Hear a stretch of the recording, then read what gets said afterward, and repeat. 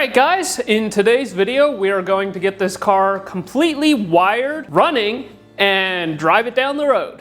I know a lot of you guys have been really excited to hear what these 180-degree headers sound like, so let's get to it. Now if you guys watched the last video, you'll know that we were having some issues with the clutch to engine situation. Basically the bolts that we had for the engine were a little bit too tall, and we basically had to convert to some lower profile bolts, and that situation has been resolved. The engine is now in the car, final installed, all ready to go. So from here, we had to start on the wiring. Now, as you guys might know, I'm not the biggest fan of wiring. I'm a big fan of having the wiring done. I love planning things out. I love coming up with creative ideas, but actually doing the wiring is just not really my thing. And I just sort of have to just push through it, and it usually comes out nice. It is what it is. Now, the wiring job on this car, basically I had to rewire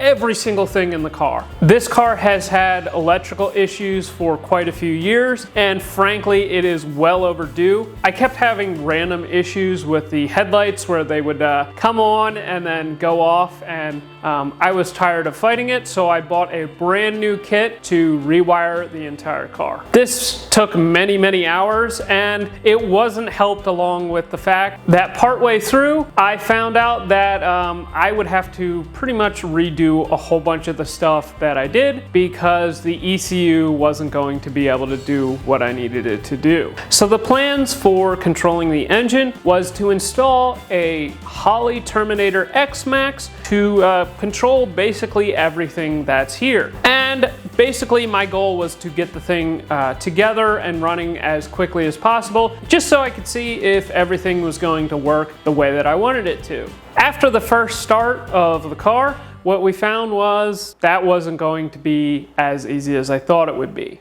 Here we go.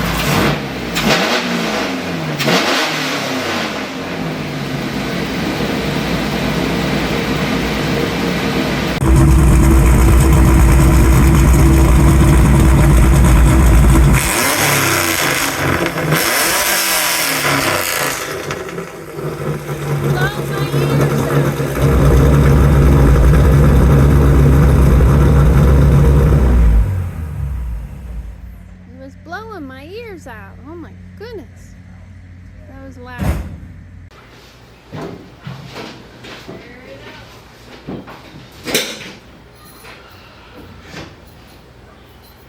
There you go.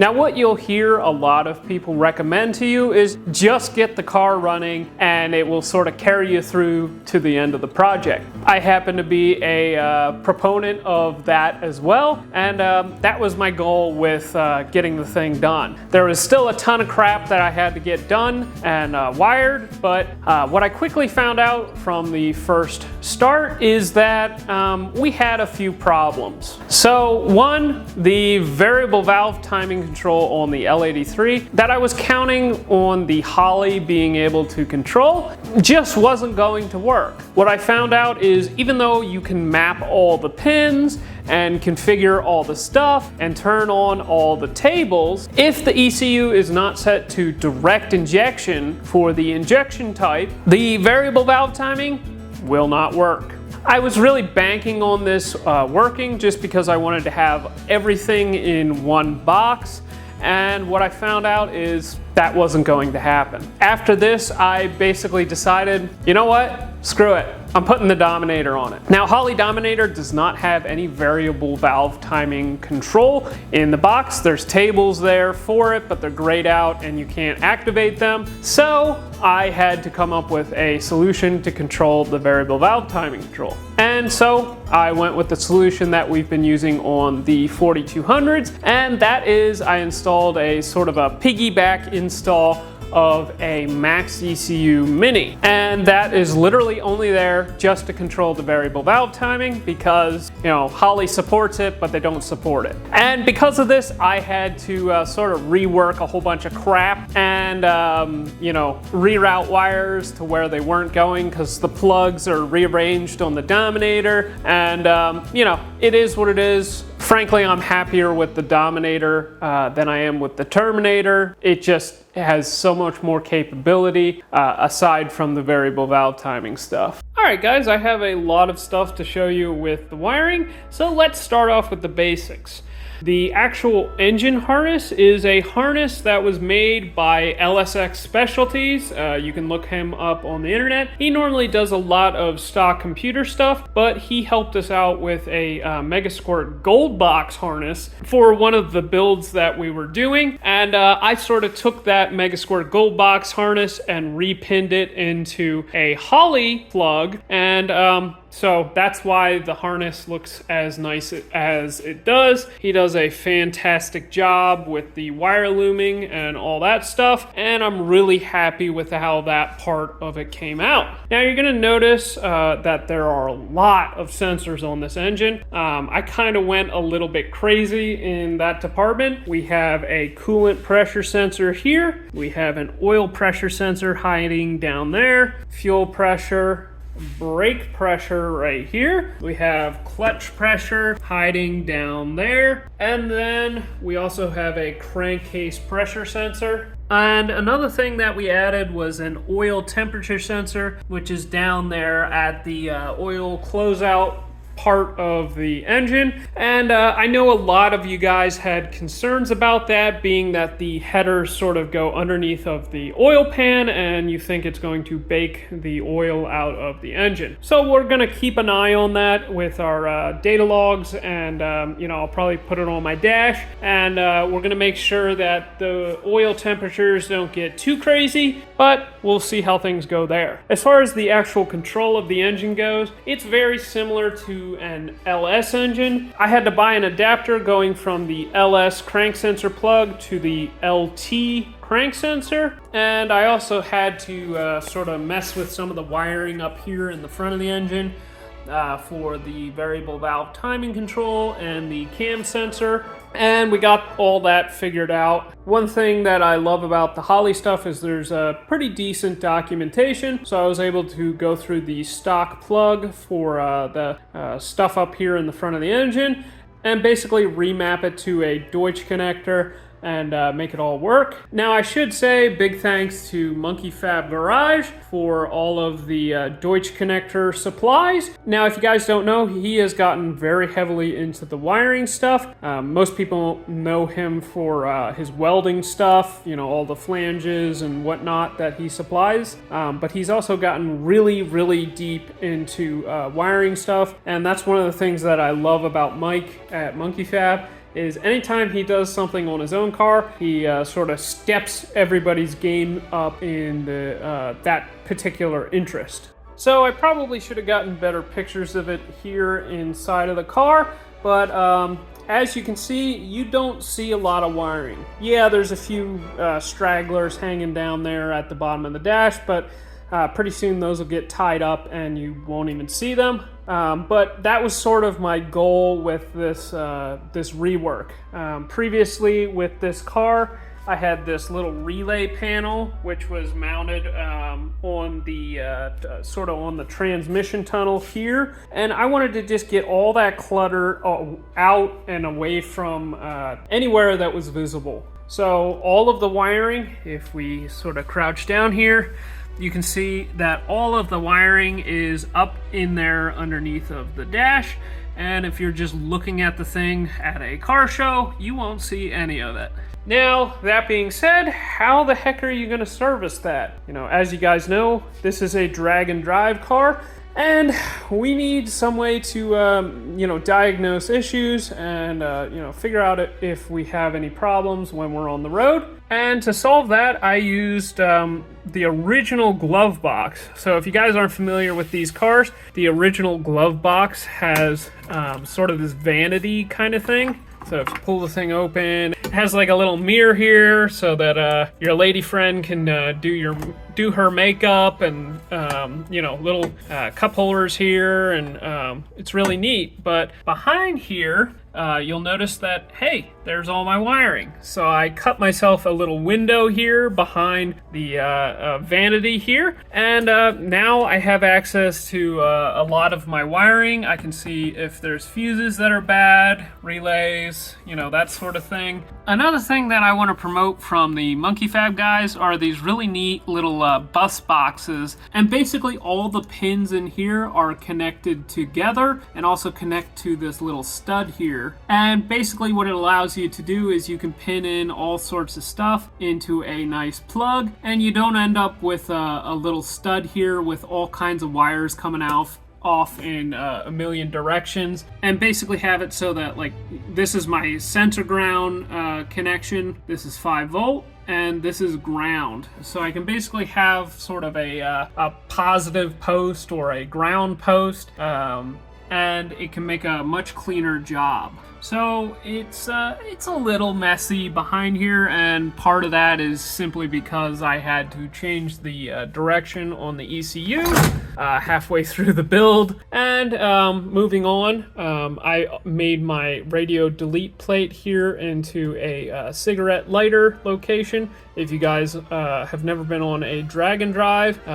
you probably won't know that having cigarette lighters so that you can charge stuff and run GPSs, what have you, that's super convenient. Also, you'll see these little USB pass-throughs. Now, these are not for charging. These are actually so that I can plug in and tune my ECU. I didn't want to be fishing underneath of the dash for a USB connection, so I added these nice little USB connections. This one is for the Max ECU, and this one here is for the Holly Dominator. From here, I wanted to keep the dash relatively stock, so I took the original gauge blank out of the gauge cluster there, and I put a Holly 7-inch display in its place. I'm pretty happy with how that all came out. Another thing that I learned from the first start is that the exhaust note, I was not a fan of it.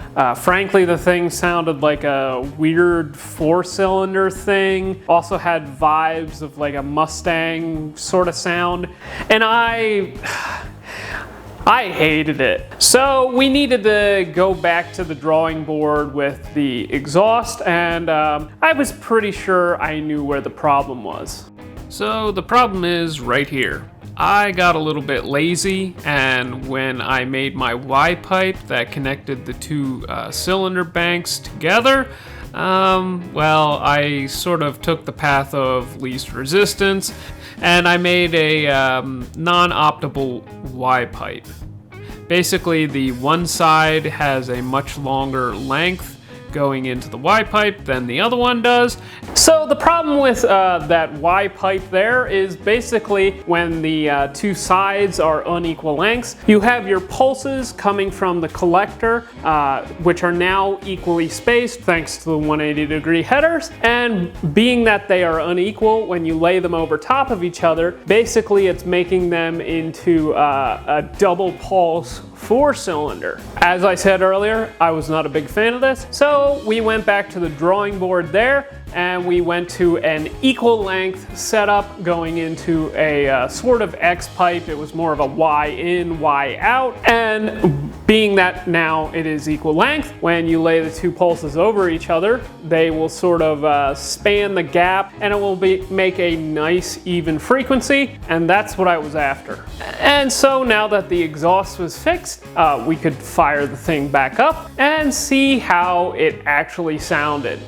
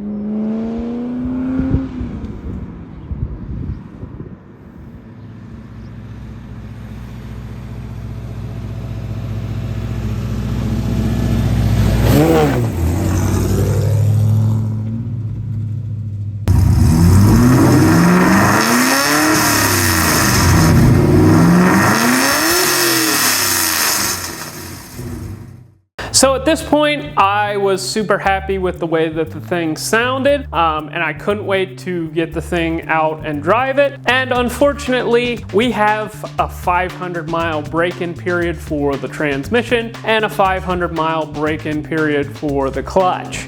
So I'm going to have to drive this over the next week or so. We're gonna have to just suffer through that before I can actually get into the throttle. Frankly, I cannot wait to hear this thing under load. I think it's gonna sound really sick.